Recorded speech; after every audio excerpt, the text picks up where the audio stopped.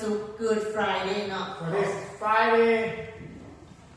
afternoon for Good Friday service ขอทุกคนลุกยืนขึ้นถ้าเป็นไปได้ร้องเพลงนมัสการพระเจ้าร่วมกัน Please don't stand up. You are able to sing and honor the โอ้ Lord. ไผ่นอจะสวยคำสูง Who's โอ้ gonna help? ไผ่นอจะสวยคำสูงสวยเกื้อหนุนชีวิตของเฮาให้ความเศร้านั้นสูญหายไปบ่มีภัยคือพระเยซูเต็มด้วยรักเปรียบโดยน้ำทะเลบ่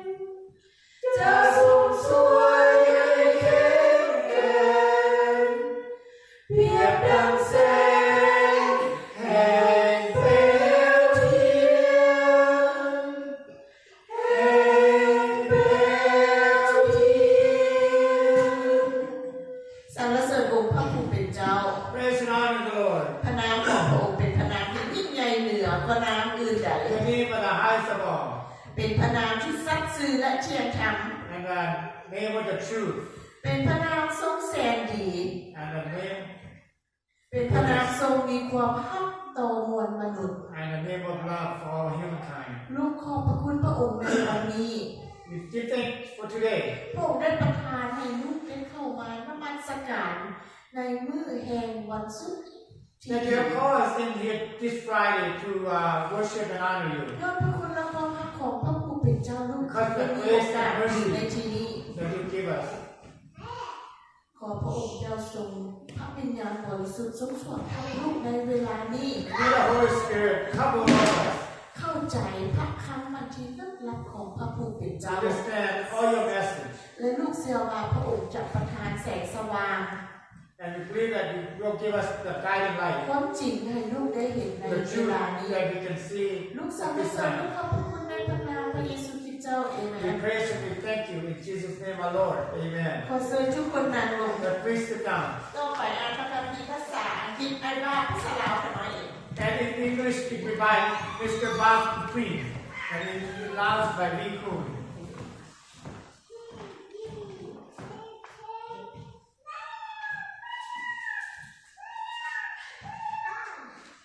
Luke 23, 32 through 43. 2 others, both criminals, were led out to be executed with him. When they came to the place of the skull, called the Skull, they nailed him to the cross, and the criminals were also crucified, one on his right and one on his left. Jesus said, "Father, forgive them, for they know not what they are doing." And the soldiers gambled with his clothes and were throwing dice. The crowd watched, and the leaders scoffed. He saved others, they said, but he cannot save himself. If he is really God's Messiah, the chosen one, the soldiers mocked him too for offering him a drink of sour wine. They called out to him, "If you are king of the Jews, save yourself." A sign was fastened above him with the words, "This is the King of the Jews." One of the criminals hanging beside him scoffed, "So, you're the Messiah, are you? Prove it by saving yourself and us too while you're at it." But the other criminal protested, "Don't you fear God even when you're sentenced to die? We deserve to die for our crimes, but this man has done nothing wrong." Then he said, "Jesus, remember me when you come into your kingdom." And Jesus replied, "I assure you, today you will be with me in paradise." ไม่ขออ่านลูกแบบบทที่23 32 43มีอีก2คนที่เป็นผู้ให้ที่ถือพวกทหารคุมเพื่อนำไปประหารพร้อมกับพระเยซูเมื่อมาฮอดบอนที่มีชื่อว่ากะโหลกหัวพวกทหารก็คึงพระองค์ไว้ที่ไม้กางเขนพร้อมกับผู้ให้2คนคือผู้หนึ่งอยู่เบื้องขวาและอีกผู้หนึ่งอยู่เบื้องซ้ายพระเยซูเจ้าภาวนาอธิษฐานว่าพระบิดาเจ้าเอ๋ยโปรดยกโทษให้พวกเขาด้วยเถิดเพราะพวกเขาบ่รู้จักว่าพวกเขากำลังเฮ็ดหยังแล้วพวกทหารก็แบ่งปั่นเครื่องนุ่งของพระองค์โดยใช้สลากฝ่ายประชาชนก็ยืนเบิ่งอยู่ถึงนั้นขณะที่บรรดาผู้นำสาวหญิวเยาะเย้ยพระองค์ว่าถ้าเราเป็นพระคริสต์ผู้ที่พระเจ้าได้เลือกไว้นั้นเราช่วยคนอื่นได้แต่ช่วยตนเองเบิ่งดูพวกทหารก็ได้เยาะเย้ยพระองค์เหมือนกันพวกเขาเข้ามาหาพระองค์แล้วเอาเงินส่งให้พระองค์ดื่มและเว้าว่าถ้าโตเป็นกษัตริย์ของสาวหญิวแท้จงช่วยตัวเองแน่ถึงหัวของพระองค์มีป้าย มีป้ายไม้อ้อมกับมีข้อคำเขียนว่าผู้นี้เป็นกษัตริย์ของสาวหญิวฝ่ายคนหนึ่งในผู้ให้ที่ถือคืนไว้ได้เว้าหมินประมาทต่อพระองค์ว่าเจ้าเป็นพระคริสต์บ่แม่นบ่จงช่วยตนเองกับช่วยเฮาให้พ้นเสียแต่ผู้ให้คนหนึ่งอีกตำหนิลาวและเว้าว่าโตบ่ย่านพระเจ้าบ่ถ้าคือโตก็ถึกโทษเหมือนกันกับเพิ่นแต่สำหรับพวกเฮาก็สมกับโทษนี้แท้เพราะพวกเฮากำลังรับผลกรรมที่พวกเฮาได้เฮ็ดแต่เพิ่นบ่ได้รับผิดหยังเลยแล้วลาวก็เว้ากับพระเยซูเจ้าว่าพระเยซูเจ้าเอ๋ยเมื่อใดที่ทานมาในแผ่นดินโลกของทานโปรดระลึกถึงข้าน้อยด้วยเถิดพระเยซูทรงตอบลาวว่าเฮาบอกเจ้าตามความจริงแล้วว่าวันนี้เจ้าจะอยู่กับเฮาในที่สุขเกษม Amen. ขอบคุณพระเจ้า Thank you. โอเคต่อต้องไปขอซื้อโอเคให้เราลุกยืนขึ้น Let's just stand up. We're going to pray for offering. สรรเสริญขอบพระคุณพระเจ้าพันบิดา Praise and ขอบพระคุณ honor. พระองค์ที่ประทานเนื้อแห่งสติปัญญา We give you thanks for the strength and the wisdom that you give ที่ us ผ่านมาและวันนี้ from the past to this present day. ของพระองค์เจ้าทรงสืบต่อไปรักษาลูกยามนี้ตลอดไป May you, Father, continue to protect us. ประทานผู้ที่ถวายเนื้อแห่งกำลังวังษา May you, Father, bless the hand that offered this afternoon. ของพระองค์เจ้าทรงอวยพรทุกสิ่งที่เขาขาด May you, Father, bless them and give them whatever they ลู short ก of. สรรเสริญลูกขอบพระคุณในพระนามพระเยซูคริสต์เจ้า We praise and we thank you in Jesus' name, our Lord. Amen. ขอเชิญทุกคนนั่งลง Let's please sit down. ไปมาฟังเพลงพิเศษ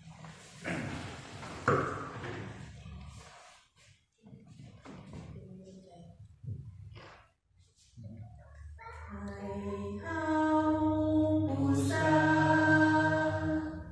เพราะพระเจ้าทรงสถิ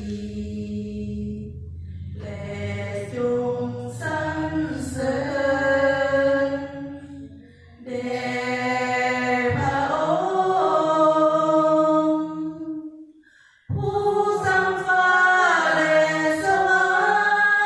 รค์ผู้ทรงสร้างแผ่นดิน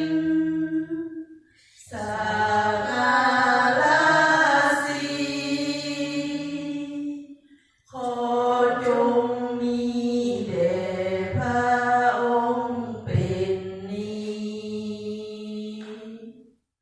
ให้เฮาบูชาเพราะพระเจ้าทรงสถิตและจงสรรเสริ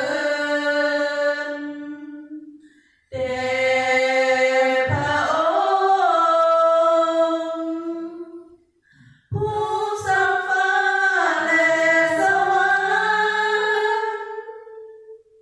ผู้ทรงสร้างแผ่นดินสักการะสิขอจงมีแด่พระองค์เป็นนิจขอพระเจ้าอวยพร May God bless. ต่อ Thank ไปขอเชิญอาจารย์บุญพิง you. Now we have that's it from my pastor.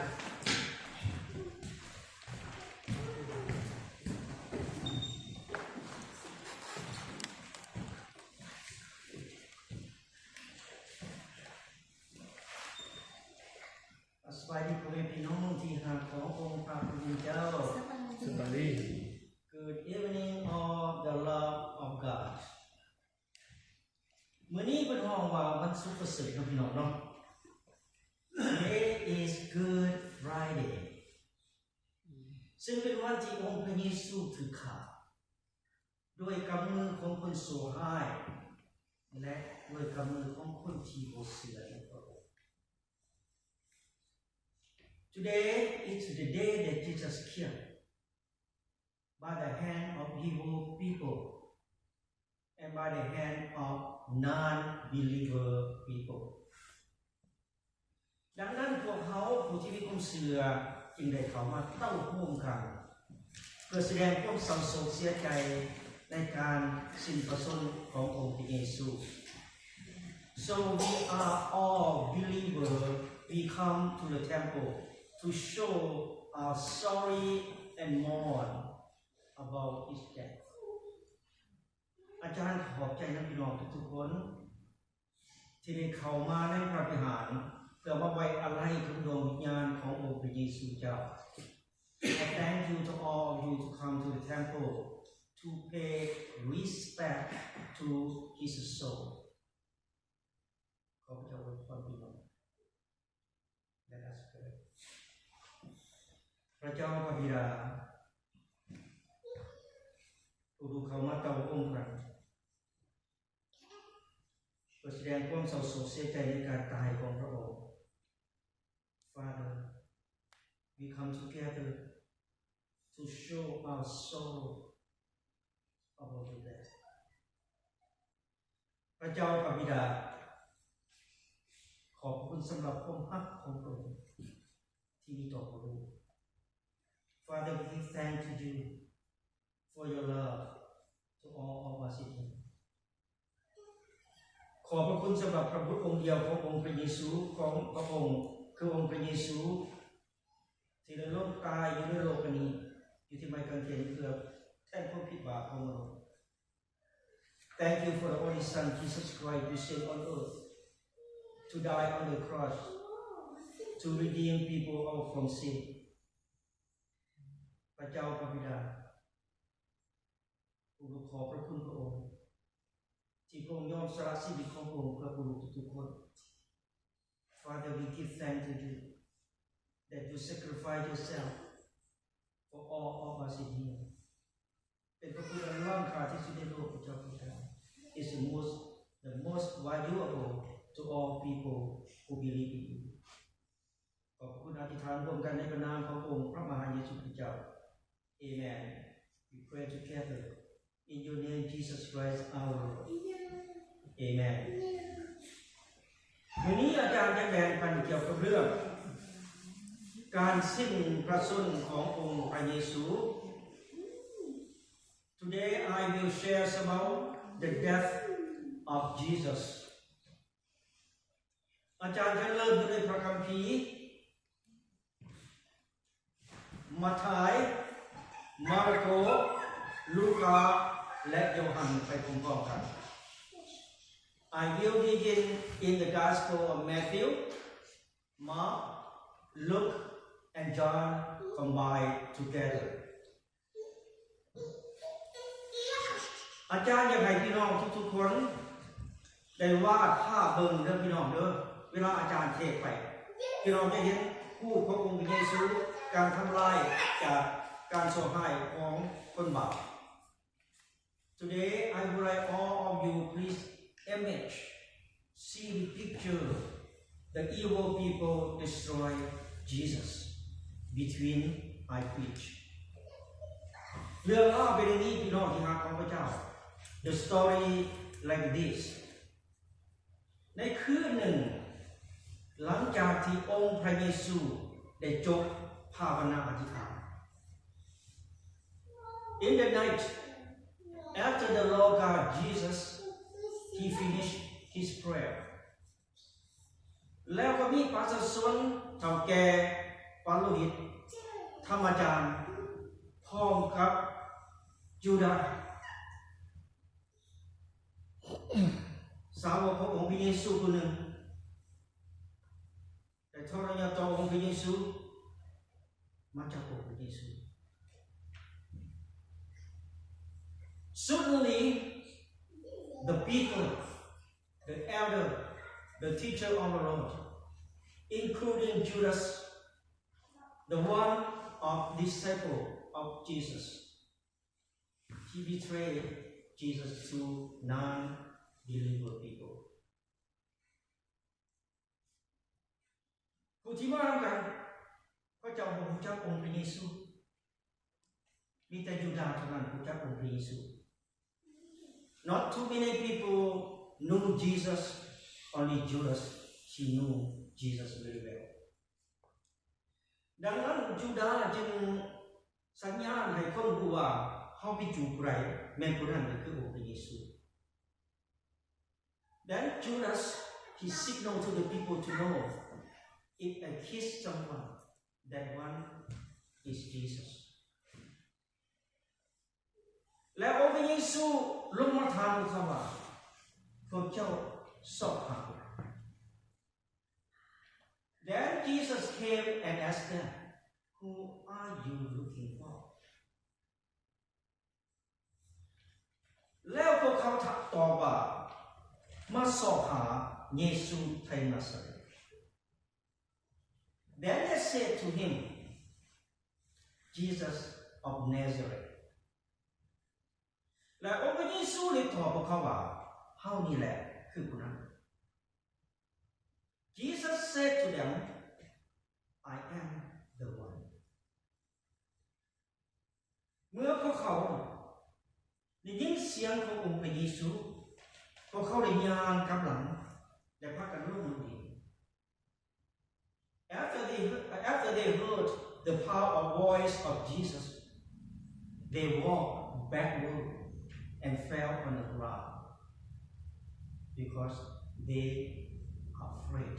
the power of voice from Jesus แล้วพวกเขาก็จับองค์พระเยซูเขามัดองค์พระเยซูเขาตีองค์พระเยซูเขาทรมานองค์พระเยซู Then they arrested him they tie him they beat him they torture him องค์พระเยซูเจ็บปวดผู้ร่างกายพี่น้อง Jesus he was pain all over his body บ่มีผู้ใดสงสารพระองค์เลย No one cares about him แล้วพวกเขาก็นำองค์พระเยซูไปหาปิลาต Then they brought him to Pilate องค์พระเยซูถูกตัดสินประหารชีวิต Jesus he sentenced to death แล้วพวกเขาก็บังคับให้องค์พระเยซูแบกไม้กางแขนสำหรับพระองค์เอง Then they forced Jesus to carry the cross for himself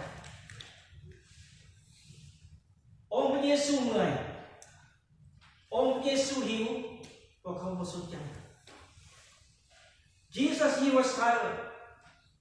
he was hungry nobody cared nobody pitied on him at all so they put พวกเขาเจ้าได้เอามงกุฎดำใส่พระเศียรของพระองค์ They also put thorny crown on his head เลือดของพระองค์อาบทั้งร่างกาย The blood all over his body แล้วพวกเขาก็นำพระองค์ไปที่สถานที่ที่ห้องว่าโคละโคทานั่นหมายความว่ากระโดดหัว Then they brought him to the place name or called Golgotha that means skull แล้วพวกเขาก็ขึ้นองค์พระเยซูอยู่ที่ไม้กางแขน Then they hung him on the cross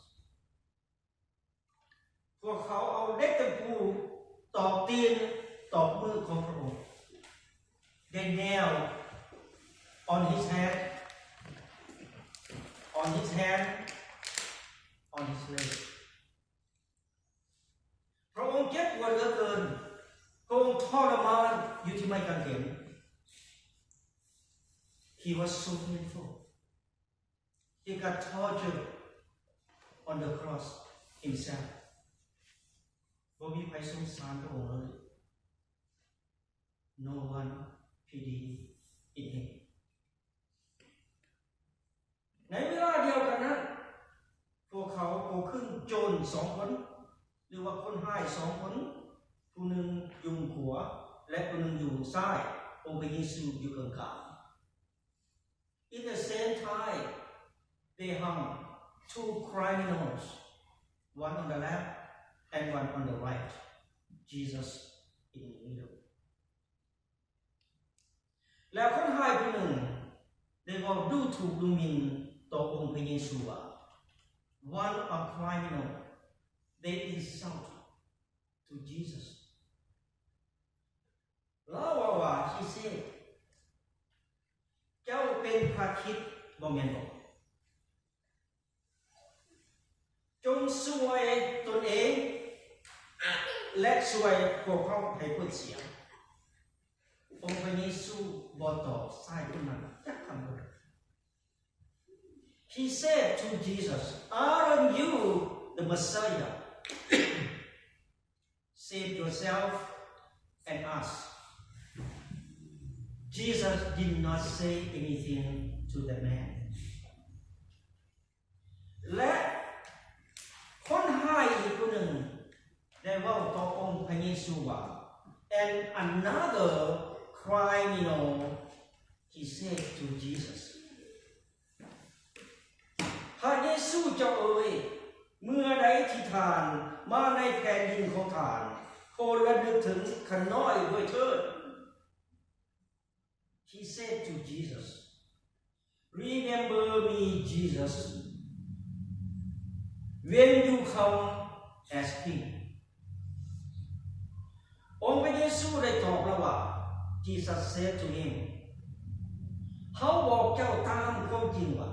วันนี้เจ้าจะอยู่กับเขาในที่สุขสุข Jesus said to him, I promise you that today you will be in paradise with me. พ่อแม่พี่น้องที่รักผู้ใดหวังสิ่งใดก็จะได้รับสิ่งนั้นแม่พี่น้อง Amen. My beloved, whoever put down anything, receive it.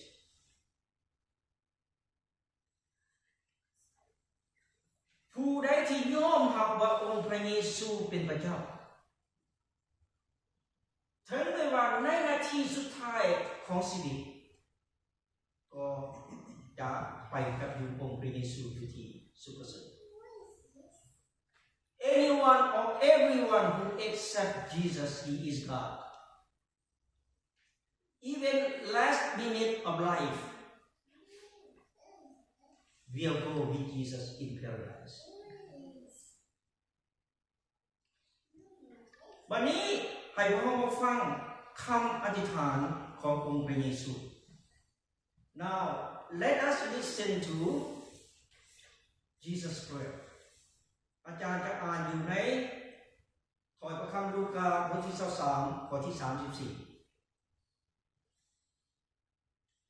พระเยซูเจ้าภาวนาอธิษฐานว่าพระบิดาเจ้าเอ๋ยโปรดยกโทษให้พวกเขาด้วยเถิดเพราะพวกเขาบ่รู้จักว่าพวกเขากำลังเฮ็ดหยัง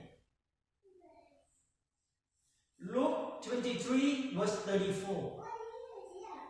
Jesus said, Forgive them, Father. They don't know what they are doing. พ่อแม่พี่น้องที่รักถึงแม้ว่าพวกเขาเป็นคนบาปเนาะพวกเขาเฮ็ดหลายสิ่งหลายอย่างต่อสู่พระเจ้าแต่พระเจ้ายังยกโทษอภัยบาปให้กับพวกเขาพี่น้อง My beloved, even though we are sinners, We did so many things against God, but God forgive us our sin. พวกเขากลายมาเป็นคนดีในปัจจุบันนี้ก็เพราะว่าองค์พระเยซูได้รักพวกเราพี่น้อง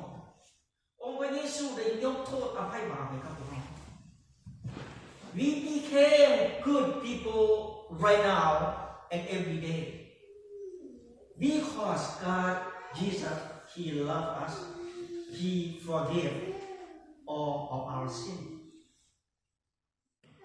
ดังนั้นพ่อแม่พี่น้องที่รักของพระเจ้าขอให้พวกเขาคู่จักพระคุณของพระองค์ So my brother and sister please let us know the grace of Jesus ให้พวกเขาทุกคนได้รักองค์พระเยซูเหมือนดังองค์พระเยซูได้รัก May all of us in here please love Jesus like Jesus He loved us วันนี้มาเว้าถึงตอนองค์พระเยซูสิ้นพระชนม์ Now let's talk about the death of Jesus เหตุการณ์ยังเกิดขึ้นก่อนองค์พระเยซูสิ้นพระชนม์หรือว่าสิ้นลมหายใจ What happened before Jesus' last breath ทั่วทั้งประเทศในมืดมัวขึ้น The whole country was dark จนฮอด3 โมงแรก until 3 p.m. แล้วพากั้งในพระวิหารก็ขาดออกเป็น2 เปียก Then the curtain in the temple tore down into 2 pieces นี่หมายถึงว่าประตูพระวิหารเปิดเพื่อให้ทุกๆคนได้เข้าไปนมัสการ That means the door of the temple the door of the church open for everyone to get in to worship God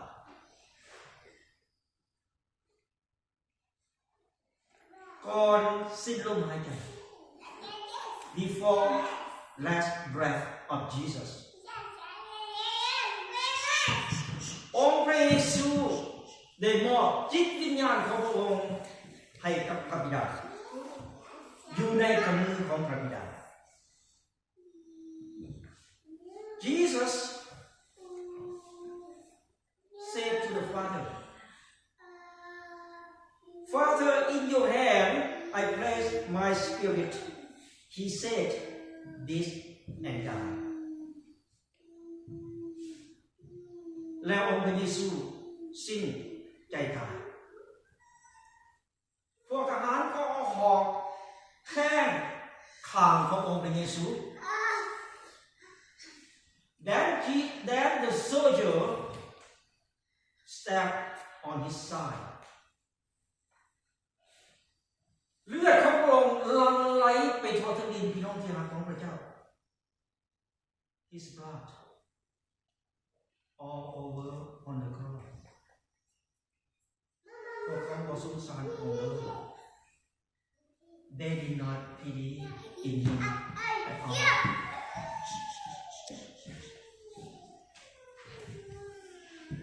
บัดนี้อาจารย์อยากให้พี่น้องเข้าใจเกี่ยวกับเรื่องวิญญาณก่อนองค์พระเยซูจะสิ้นลมหายใจองค์พระเยซูมอบจิตวิญญาณขององค์ให้กับพระบิดา Now I would like all of you to understand about soul or spirit. Before Jesus his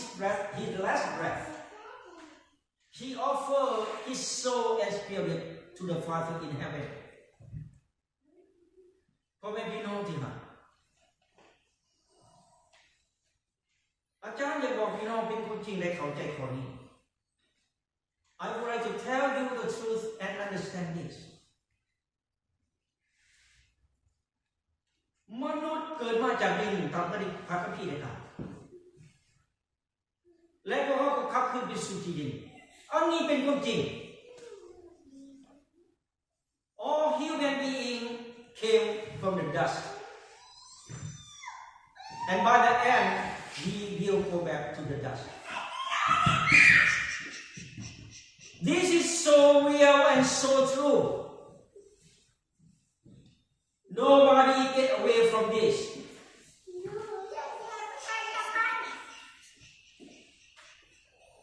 แต่อาจารย์อยากบอกพี่น้อง I would like to tell all of you ตราบใดที่เรายังมีชีวิตอยู่ในโลกเฮ็ดทุกสิ่งทุกอย่างเพื่อให้จิตวิญญาณของเราแข็งแกร่ง Long you live in this world do everything for you to strong in spirit เพราะวิญญาณเท่านั้นที่พระเจ้าจะนำมาไปอยู่กับองค์ที่บริสุทธิ์ Because only spirit and soul that the Lord God will bring to him with him in paradise nothing else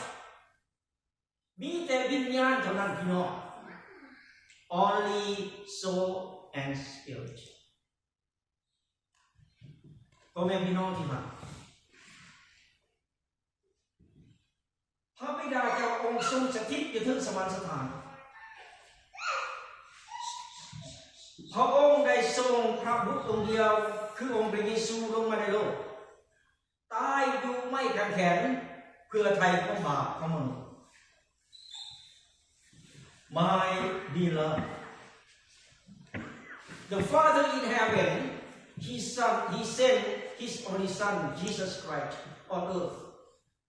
He died on the cross to save people's life from sin องค์พระเยซูตายอยู่ที่ไม้กางเขนเพื่ออภัยความผิดบาปให้กับมนุษย์ทั้งโลก Jesus He died on the cross to forgive people's sin องค์พระเยซูตายอยู่ไม้กางเขน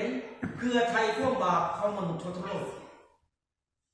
Jesus He died on the cross to redeem people out from sin อันนี้เป็นคุณค่ามหาศาลที่สุด This is more valuable than anything else in the world อาจารย์อยากบอกพี่น้องบ่มีผู้ใดในโลกที่จะตายแทนกันได้ I would like to tell all of you no one can die for you except one Jesus Christ Remember this เพราะยังพระองค์พระเยซูรักพวกเขาจึงยอมสละชีวิตขององค์เพื่อพวกเขา Because Jesus He loved us He sacrificed Himself for all of us in here ดังนั้นวันนี้ขอให้พวกเราทุกคนได้รักองค์พระเยซูเหมือนกับองค์พระเยซูได้รักพวกเรา So today may all of us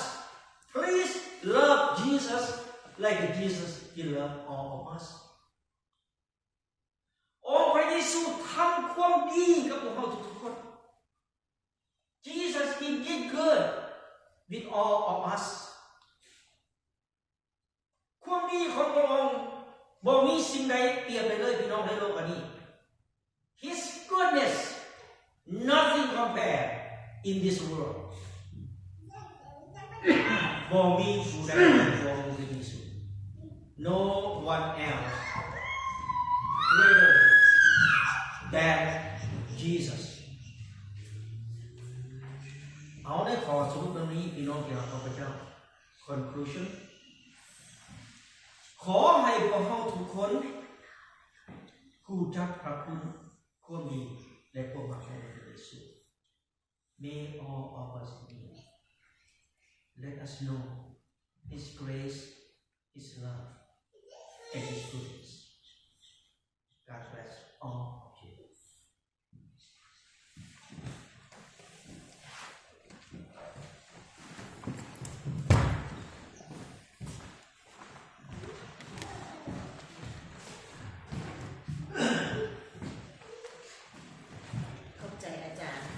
จ้าอวยพร Thank you, Pastor. ขอทุกคนลุกยืนขึ้นพร้อมเพลงนมัส Let's การพ all ระเจ้า stand up อ once ยากเพล again. ง You are able to sing in honor ควา of ม the Lord. หักมั่นคง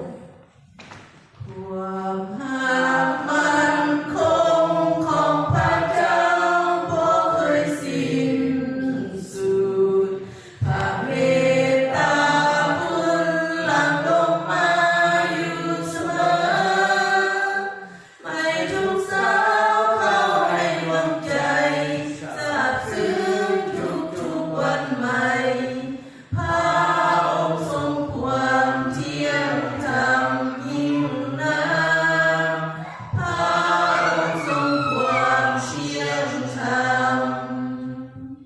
ความหักมั่นคงของพระเจ้าบ่เคยสิ้นสุดพระเมตตาบุญหลั่งลงมาอยู่เสมอไม่ทุกสา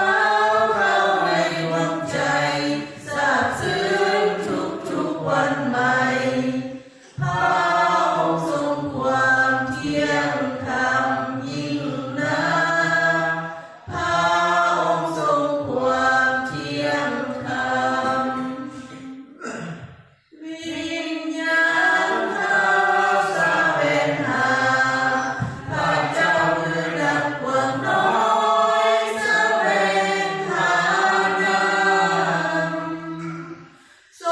งเป็นความปรารถนาแห่งจิตใจข้าที่อยากสรรเสริญพระองค์ทรงเป็นโลกธรรมที่เข้มแข็งทรงเป็นผู้เดียวที่น่าเชิดชูนทรงเป็นความปรารถนาแห่งจิตใจข้าที่อยากสรรเสริญพระองค์วิญญาณข้าแสวงหาพระเจ้าคือดังกวางน้อยแสวงหานำทรงเป็นความปรารถนาแห่งจิตใจข้าที่อยากสรรเสริญพระองค์ทรงเป็นโลกธรรมที่เข้มแข็ง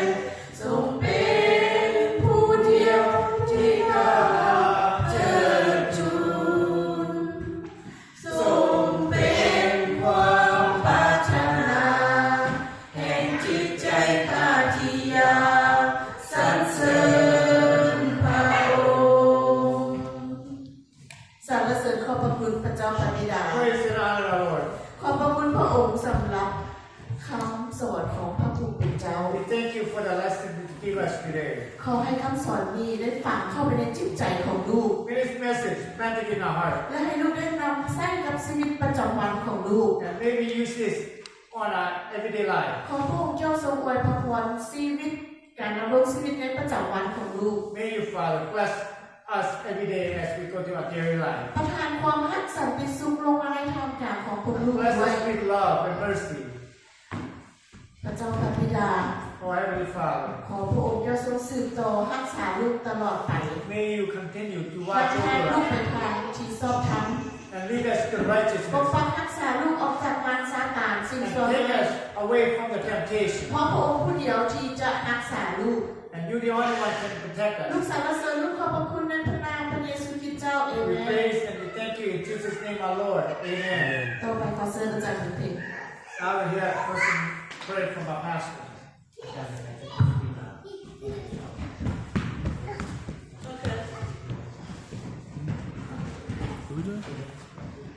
เขาจะอธิษฐานตรงกันเนาะอธิษฐานตรงกันโอเคแล้วก็คุณแถวคุณเนาะ Thank you. All right. Today I would like all of you to continue to pray for Jesus Christ. To die for us.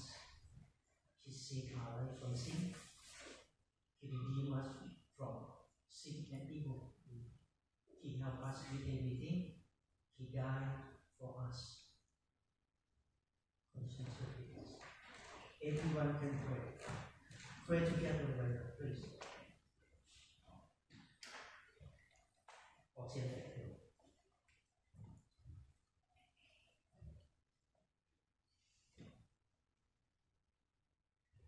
Can you pray louder? Father, thank you for the love you have given us. Thank you for everything you do. Thank you for your everlasting love you've given us and always continuously giving us. As we come today, Father, to pay respect to the death for your torture. Thank you for the death that you sin that you did to the cross and to save us. Thank you for everything that you have done for us as well as we go through our daily life. Continue to watch over us and guide us, lead us to righteousness, Father. Help us focus on you and you, the only one, Father. You the only one that deserve all our praise, deserve all our love. There's no one else. There's no name under this earth, Father. There's no name under the heaven that's given to mankind that would save us. Like you do, Father. Thank you. I'm here to worship you and thank you. In Jesus' name, our Lord. Amen. Good job, Brother. It's very soft, possible. That's soft. Father, you create both heavens and also create from you. พระบิดาเจ้าโอ้ทรงพระผู้เกิดขึ้น Father, you will know us. You died for us, Father. Oh, to pray for the way to do it. ผมมีพระองค์ใดในโลกพระบิดาเจ้านอกจากพระองค์เท่านั้นตายแทนคนที่ของ Father, what is an else in the world to die for us, to die for our sin?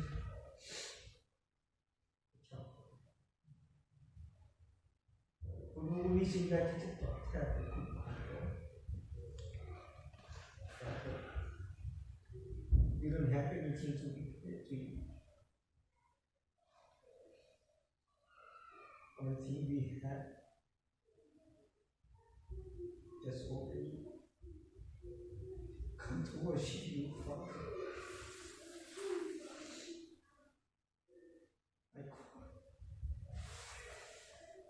I cry to you, Father, because you love us so much. You died for us, Father. I can see that. You died from the hand of evil people that kill you, Father. They torture you. And beat you, Father.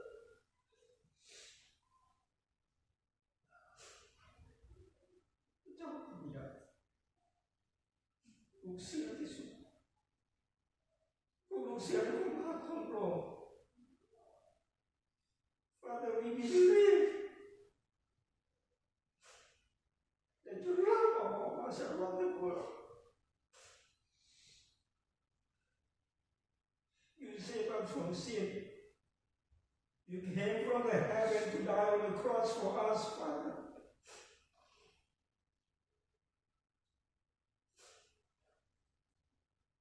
We need to let it all come down.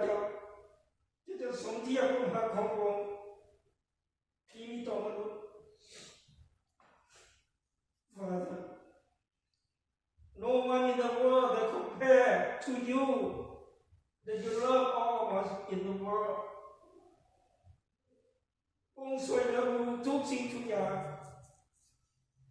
แม้แต่ชีวิตองค์ให้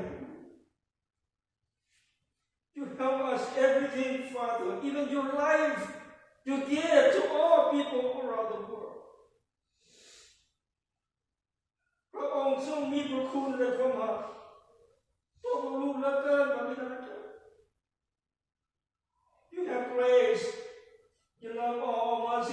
Father พระเจ้าขอบคุณที่พระองค์ทรงยกโทษอภัยบาปให้กับพวกลูก Father we thank you that you forgive all of us in here ถึงแม้ว่าพวกลูกเป็นคนบาปพระองค์ยังให้อภัยพวกลูกเสมอ Father even we are sinner but you forgive all of us พวกลูกว่ารู้จักพระองค์เพราะว่าความรักของพระองค์เท่านั้นเป็นนั้น We know you Father because your love จำพอจะในตอนแรกพวกลูกไม่มีสิ่งใดที่จะตอบแทนพระคุณพระองค์ Father for this evening we don't have anything to repay สิ่งที่พวกลูกเห็นพวกลูกจะหาพระองค์คือเหมือนกับพระองค์รักพวกลูก Anything we can do we will love you back Father like you love us พวกลูกจะภาวนาอธิษฐานพวกลูกจะมานมัสการพระองค์เจ้าที่ตลอดเวลา We will obey you Father We will pray for you We will come to worship you พระเจ้าโปรดเถิดลูกขอบพระคุณพระองค์ลูกสรรเสริญพระองค์อธิษฐานด้วยพระนามของพระองค์พระมหาเยซูคริสต์เจ้า Amen Father we pray together in your name Jesus Christ our Lord Amen